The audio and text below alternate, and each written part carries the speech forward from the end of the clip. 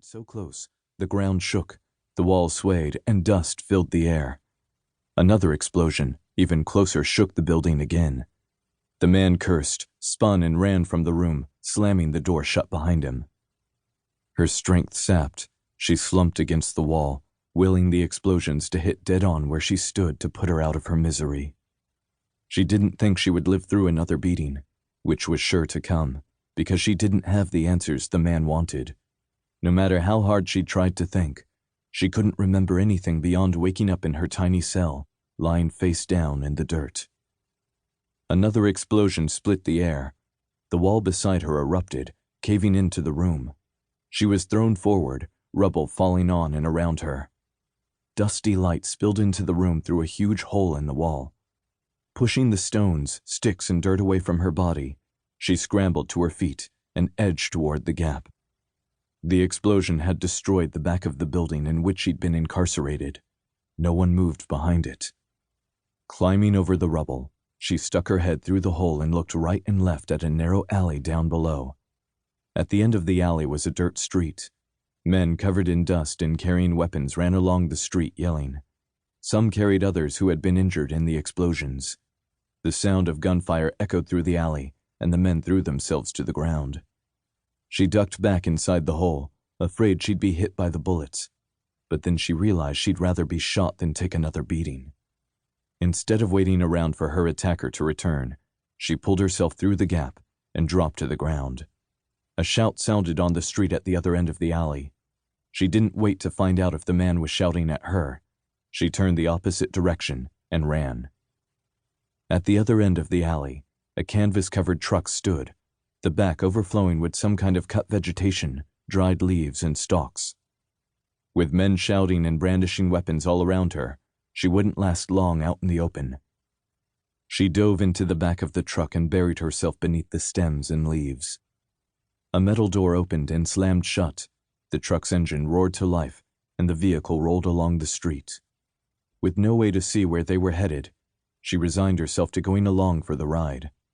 Anywhere had to be better than where she'd been. As she lay beneath the sticks and leaves, she realized they were drying stalks of marijuana, a lucrative crop for Syrian farmers. Where they were taking their crop, she didn't know. Hopefully far enough away from the people who'd held her hostage. She touched her wrist where the skin had been rubbed raw, probably from having been tied with abrasive rope. In the meager light penetrating her hiding place, she noticed a tattoo on the underside of her wrist below the raw skin. She pushed the leaves aside to allow more light to shine in on what she recognized as a three-sided trinity knot. Below the knot were a series of lines and shapes. The more she tried to decipher the symbols, the more her head ached and her eyes blurred. The tattoo wouldn't rub off. Since it was permanent, she should know what the knot and the symbols stood for. No matter how hard she tried to remember, she couldn't. The rumble of the engine and the rocking motion of the truck lulled her into a fitful sleep, broken up by sudden jolts when the truck encountered a particularly deep pothole. What felt like hours later, the vehicle rolled into what appeared to be the edge of a town. If she planned on leaving the truck, she needed to do it before they stopped and found her hiding in the marijuana. She dug her way out of the sticks and leaves, crawled to the tailgate, and peered out between slitted, swollen eyelids. The truck had slowed at an intersection in a dirty, dingy area of the town. With a dark alley to either side, this might be her only chance to get out unnoticed. As the truck lurched forward, she rolled over the tailgate, dropped to the ground, and ducked into a shadowy alley. With her face bruised and bleeding, she wouldn't get far without attracting attention. But she had to get away from the truck and figure out where to go from there. Turning left at the end of a stucco tenement building, she crossed a street and ducked back into a residential area.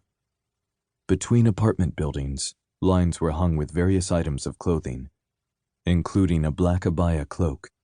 Glancing left, then right, she slowed, then walked up to the clothesline, pulled off the black abaya, and walked away as if she owned it. A shout behind her made her take off running. She turned at the end of the building and shot a glance over her shoulder. An older woman stood beneath the space where the abaya had been. She wore another abaya and shook her fist. "Sorry," she murmured, but she had to do so.